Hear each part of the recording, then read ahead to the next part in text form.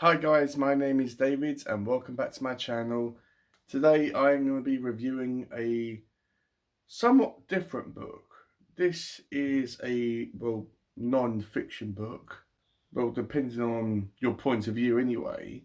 So the book I'm going to be reviewing today is called Mothman, The Facts Behind the Legends. And this is co-written by two authors, which are Donnie Sergent Jr. and Jeff Wamsley. Hopefully I've said their names right. So let me just give you a bit of background information about how I came to buy this book. Well, Pax Panic used to be really interested in Mothman, and since her tragic passing, I have acquired like several Mothman books and Animorph books, which I may or may not talk about on my channel, just to remember her by. I knew the basic story of Mothman, but I didn't really delve into it that much. So I bought this one. I got this one imported from America. I didn't expect it to be this big. I thought it was going to be like a standard paperback size. But I am really pleased that I did get this. This was an absolute pleasure to read, and I read this all in about 2 days. So before I go any further with that, let me just show you the little knitted figure that Pax Panic actually made for me and sent me. It's got little wings and 2 red eyes and little ears or horns or whatever. And yeah, it stands on my shelf just there. And yeah, it's just my little area of some stuff that Pax has made me like a letter and some other knitted things as well. So yeah, this just stays there. But I knew going into it, obviously, that Pax was interested in Mothman because she's from the same area that the creature supposedly resides in. So let me just show you the front, and that's the back. And oh, sorry about the glare, guys. That's just my ring light. And at the top here it says features eyewitness accounts, news clippings, and previously unpublished material. So for those of you who have no idea who Mothman is, basically in the 60s there were 2 couples who are mentioned in this book that were driving around late at night. They weren't drunk or on drugs, or so they say. But on that night, they were the first people to see Mothman, who is a massive figure, about 6 feet tall, entirely black. Doesn't really seem to have a neck. Its body and its head seems to be as one. It has these massive wings that are described as being either bat-like or like angel wings that are like a 10-foot span. So pretty much each wing is about 5 feet long. And Mothman's probably most distinctive thing about him is his red eyes. They describe them as being 2 inches wide and about 6 inches between each of them. And yeah, it chased them. It flew at them. It chased them about 100 miles per hour. And they were kind of debating about whether to go to the police or not, or actually report it. Some of them were against it. But then they ultimately decided to do that. And then throughout their lives, they saw Mothman in the town and in their day-to-day lives.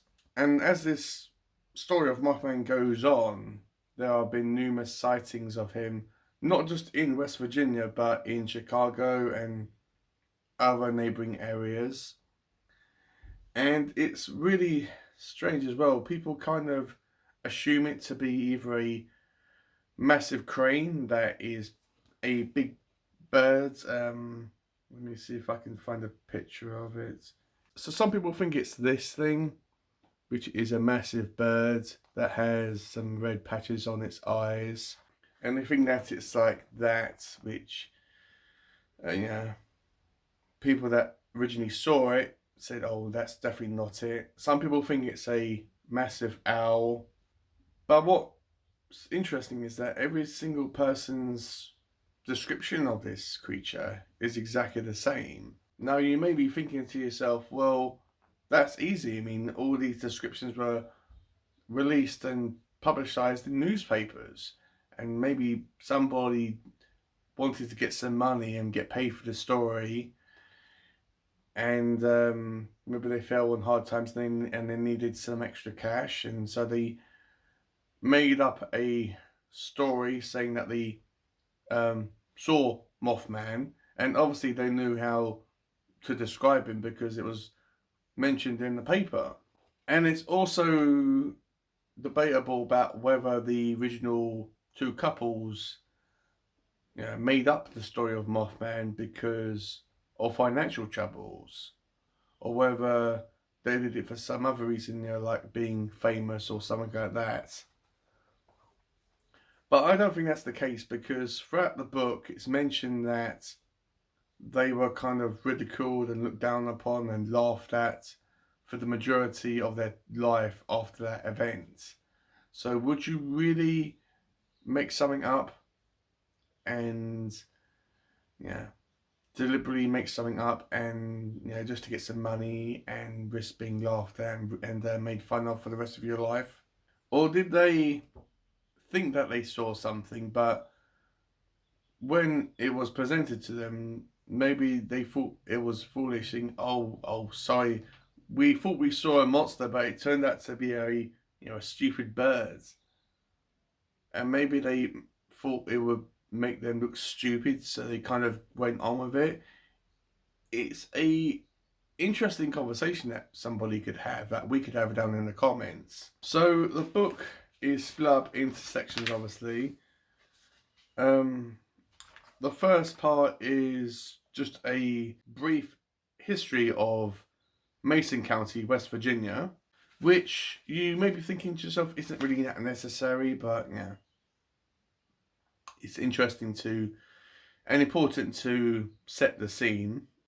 It doesn't go on for too long, but it does mention a Indian chief called Cornstalk. I'm pretty sure that's what the dude was called. And he was killed during a war there, and he cursed the land of West Virginia for supposedly 200 years. There is a section on the TNT area, which is was a building. It's demolished now, but it was a building that was set up to make ammo for the Second World War. And the TNT area is important because a lot of the supposed sightings of Mothman were reported around that area, and Mothman was seen running through and into that building. And what's more important and interesting is that a lot of toxic waste was dumped in that area, and it makes you think about whether this is an actual human being that this happened to, or whether it was a bird that got mutated, or a human that got mutated. Or maybe it was a combination. Maybe they were doing all these experiments. I know that this book mentions a lot of aliens. I think no matter what you read about Mothman, aliens and UFO sightings are a big part of it, because Mothman is, theorized as being an alien. And also, it isn't mentioned in this book, but online videos, there are mentions of Men in Black, or the MIB, that were using Mothman as some sort of cover-up for alien conspiracies. Like, for example, they wanted people to look in a different direction and away from something else, so they used Mothman. There is a original sketch of Mothman from I think this is from one of the original couples that actually saw it. And it has a section on the interviews, which is basically like the eyewitnesses. That goes in depth about what actually happens and what the couples did and saw on the first night of the sighting. Next, we have a chapter on the eyewitness reports. Now, this is basically one of the females called Linda Scarberry who wrote this basically long ass statement, pretty much saying what happened during the night in her own words. And because this is her own writing, the author or authors have made it more easier for you to read. So this is on several pages. It's interesting. This book can get a bit repetitive at times because a lot of info is repeated constantly on Mothman and throughout UFOs. There are several witnesses who haven't got names. They actually want to remain unknown, so the authors have respected their wishes and referred to them as eyewitness number 1, 2, 3, 4, and so on. And you have a section on like the reports on 2 of the witnesses from the original encounter.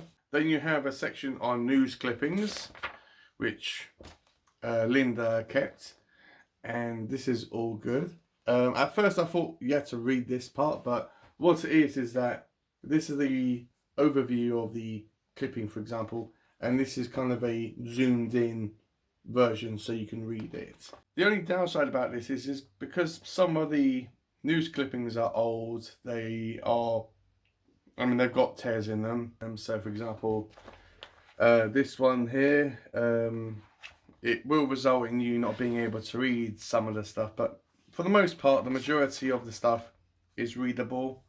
I mean, that's a drawing of Mothman, like a giant bird. The concept of Mothman was really described about him being a bird. As I said, there were a lot of theories about it being a bird, and it really depends about what you believe it was. And that is a picture of the original 2 couples there, from the original sighting. What else? I want to make sure I show you stuff, guys. And that's what they thought it originally was, and people still do. This crane, which isn't really seen that much in West Virginia. I believe it was a rare bird, and it's quite big, but it is speculated whether that was what chased them, because supposedly this thing, Mothman, chased these 2 in a car going supposedly 100 miles per hour. And I don't know much about birds, but that is really freaking fast for a bird. As I said, there are loads of adverts about UFOs in, well, supposedly the West Virginia area, and strange lights in the sky and all that stuff. Aliens weren't really specified in these news clippings, but depending on whether you're a skeptic, because I'm a skeptic when it comes to ghosts and supernatural entities. I don't believe in ghosts or spirits or anything like that. I think it's kind of far-fetched. When we are dead, we are dead. We may be able to come back and see our loved ones, but doing possessions and all that stuff, it's very unlikely in hauntings. But when it comes to stuff like this and aliens, I believe it more, And we also have a couple of correspondence from a gentleman called John A. Kell. Now, if that name rings a bell, he's the person who wrote the original novel that inspired the movie, The Mothman Prophecies. And Kell has also done another book as well, or numerous books about Mothman. One I've got in my room as well. And So I believe he wrote a couple of UFO books, and this is his letters or writing, or typed out writing rather, of his correspondence to members in this town. And yeah, it's really sweet. It doesn't go into scientific detail. It's just about like, how are you doing? You know, this is what I'm doing. And it's kind of sweet about how he kept in touch with people in the town. Then at the back you have some kind of appendices about the TNT area before it was knocked down. You know, loads of graffiti, loads of broken windows. Yeah, probably not the most friendly area, although yeah, some people have professed their love for each other. On this one it says Rick loves Charlotte, and next to it says I love you. So there we go. So proof that all graffiti isn't just mindless. And there's another picture of the TNT area. It would have been cool to go in there and to have a look round. At the back it has some sort of like additional information, like if you want to know more about stuff. And it also has a page on the two authors and about what they've got to say. So that has been my kind of long-winded review, or discussion rather really, of this book. I am really interested to read more of Mothman, and I've got the book that I've just showed you, this one here, and I've got the Mothman Prophecies on the way. And there is another book which I believe Jeff has written by himself, which I am really interested to get. So I really want to delve deep into Mothman and to learn more about this creature. And you may be wondering to yourself, well, what do I believe? What do I personally believe? Honestly, I do not know. The night can be a really scary place, and you can hear all these weird stuff. Like, we have loads of foxes and they make loads of weird ass noises. The dark, because it's limited visibility to the eye, it kind of can play tricks on us. There's a possibility that this thing could have been a bird, but I doubt it. I believe that there is a creature out there. There is a creature, whether it's a monster or whether it's a human or an animal that was mutated into this through this toxic waste in this TNT area. But I believe the Mothman is real, or I would like to think so. When it comes to the UFOs, yes, I definitely believe them, because there has got to be some intelligent life out there in the universe somewhere. Working in retail, I'm kind of wondering if there's any intelligent life on this planet. Let me know if you have read this book, in particular. Let me know your thoughts on Mothman. Do you think it's real? Do you think it's just a hoax? And yeah, have you read any more books about Mothman? If there are any ones that you recommend me reading, please comment down below and I will check them out and quite possibly buy them. And let me know if you would particularly want me to speak about Mothman in other books on this channel, if that's something that may interest you. So with all that out of the way, I'll see you on my next video.